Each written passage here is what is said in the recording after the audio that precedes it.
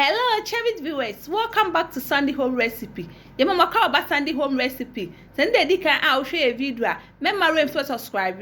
No I share, no I like. 1 million notification bell. See the video be up at 2 hours. Becca. And if you say Abomu any barrier ya noa. A barrier best sing. What's in sing we are no what to chat. Would you try we are no our wrong?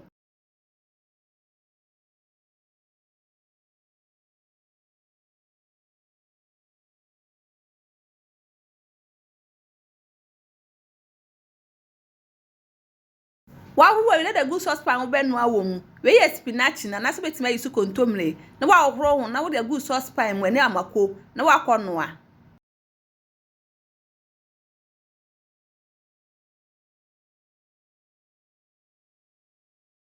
Akaka na be na wo de abaduwe ya no adeda. Wo de aka ho. Abe no wa twa si nchen. Nso be gu kosu ya na uko bi de saucepan na da kosi jaso na wa no ama na ben.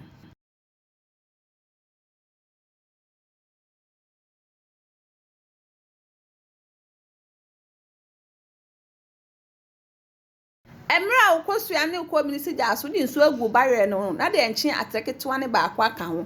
Na wakata so na wo de si jaso akonoa. Emra barrier ne si jaso na watwitwa gene ne watwi.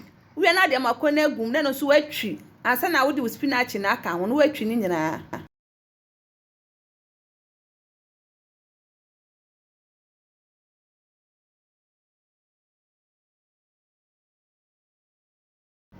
Wo de enchi kakra ka ho na watwi ni nyina ama na afe.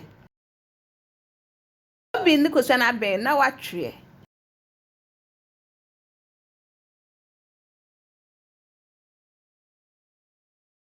You red oil si das wo twagye ne kakra agum na wache mo. Emra enwa ne sisu no na we wo sadi ana se salmon bia betimi de atwi amakoni. Na chimwa wie ne watwe afigya ne so. Omako no so aye ready na wa eden wo de ngo na guso na wa decorate ne style pe bia ana se wa serve. Macho se ne dedika a wo hwe video a remember to subscribe na wa share na wa like na wa notification bell say the video beto wa won beka.